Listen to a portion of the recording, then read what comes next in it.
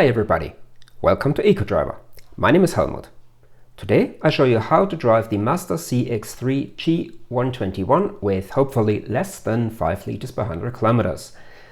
This car has an 89 kilowatt 2 liter petrol engine. Unladen weight is 1,235 kilograms, 2,717 pounds.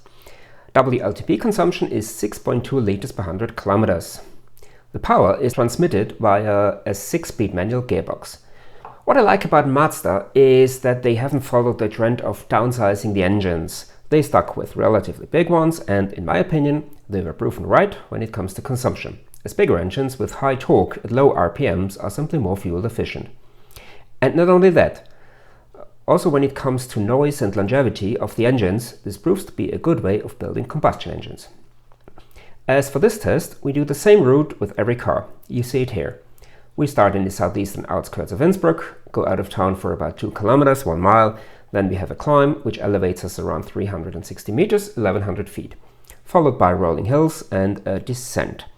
At the end of this, we are back to our starting altitude and will already get a rough idea of where we end up with the consumption. 19 kilometers, 12 miles of mixed roads with speed limits between 30 and 100 kilometers per hour, 20 and 62 miles per hour. A motorway with 100 kilometers per hour maximum speed and 18 kilometers, 11 miles of city traffic conclude this loop. At the end of every section, we check the overall and sectoral consumption, and at the end, we analyze the whole trip. The cameras will be on all the time to show how I am driving to achieve the consumption and also to prove that there's no need to go extra slow to drive efficiently. I talk to you after every section, and now enjoy the nice weather.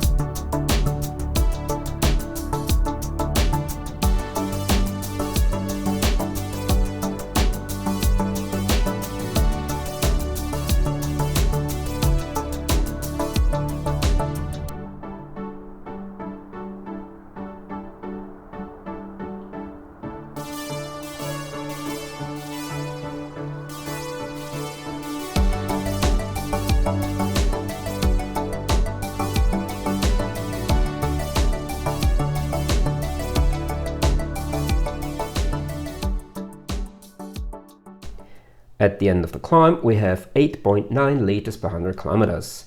This is clearly a result of the relatively low weight of the car, but also of the efficiency of the motor.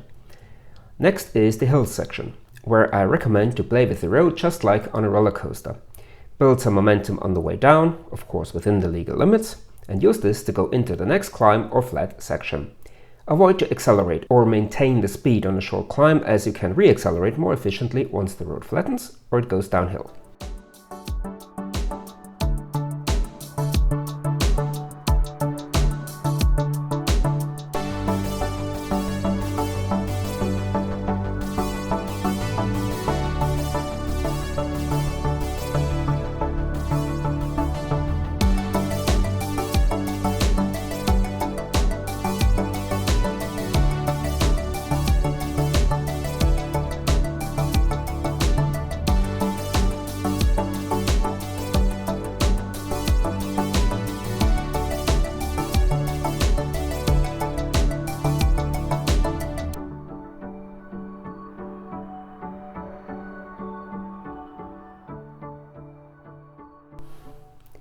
After the hills, we see 6.7 liters per 100 kilometers. You probably noticed how inefficient the white car in front of us was going, way too slow into the hills and then accelerated on the way up. We are now hitting the descent where we, as long as no other road user prevents us from doing so, can go down all the way without touching the gas pedal. Even on the 2 flat sections, we should be able to pass them without using gas. Maybe just pressing the clutch and avoid the engine brake, and this thing causes a little bit of consumption, but still better than actively having the engine pulling the car.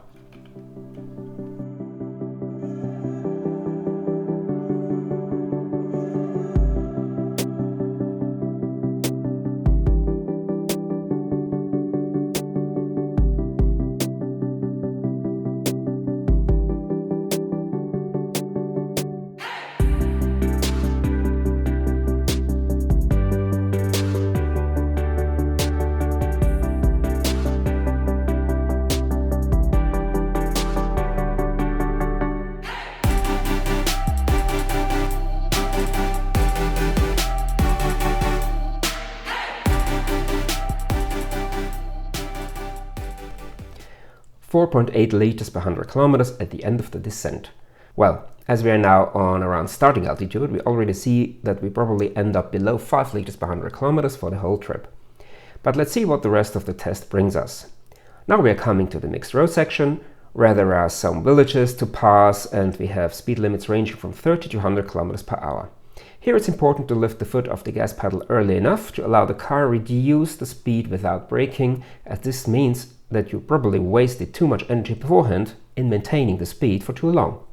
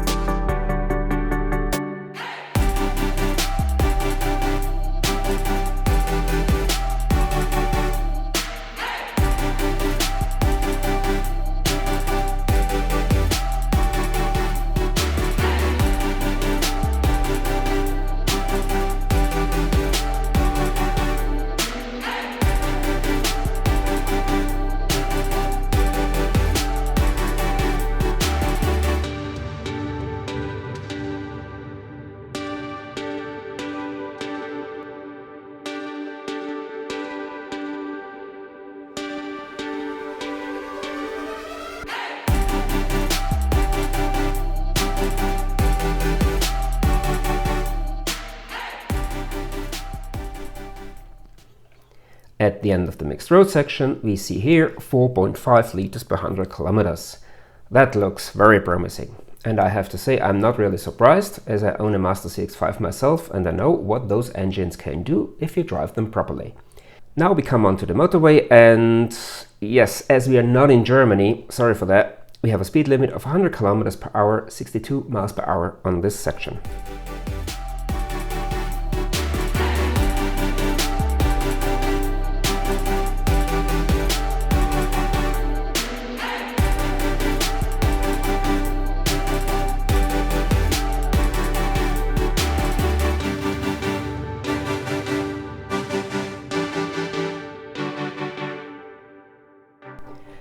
At the end of the motorway, we have 4.6 liters per 100 kilometers.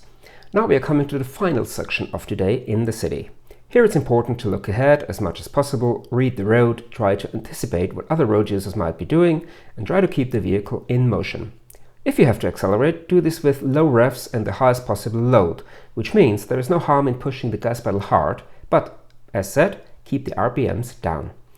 If the car switches off the engine when stopping, try to keep the engine off. That means do not play with the clutch, as this will trigger the engine to start.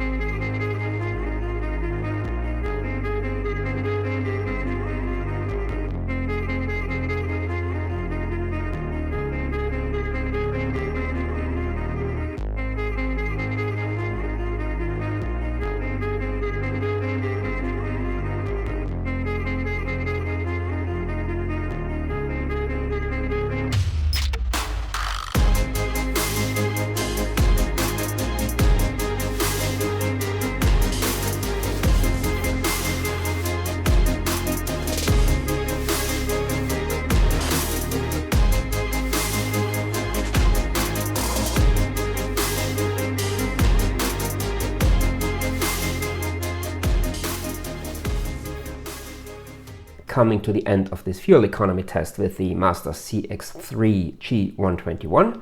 When we stop here, we see 4.8 liters per 100 kilometers. Well, just as expected, and now the details. Okay, here you see the detailed overall and sectoral consumption of this trip.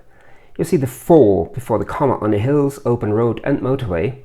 That shows what potential this car gives you in saving fuel. In this table we have the overview of all tested petrol cars so far. Let me say one thing regarding low RPMs. I often hear that it's bad for the engine if the revs are that low, and the engine occasionally wants to rev up high to be cleaned and so on. Modern engines are made for revs starting from 1000 to 1200 RPMs upwards. As I said, I own a CX-5 as well, and there's an automatic gearbox, and the gearbox allows the RPMs to go down to 1100, and if this were bad for the engine, the gearbox wouldn't allow this. And this motor now has 80,000 kilometers, 50,000 miles, and is in perfect condition according to the master mechanic. If the engine rattles because of the low RPM, of course, then you shift, and also if you need a lot of power. But in everyday driving, be honest, how often do you need the full power output of the engine? How often do you need 200, 300 horsepower? And one more thing regarding this result of the CX-3 and all the others in general. Yes, it's great, but remember, the car only gives you the opportunity to drive efficiently. At the end, it's down to the driver. And if you want to know in more depth how to drive ICE cars really efficiently, I've put my video with the 5 tips of how to do so up here, and down here you'll find the video of my trip with my Mazda CX-5 on this very loop. That's it for the CX-3. Thanks for watching, take care, see you next time.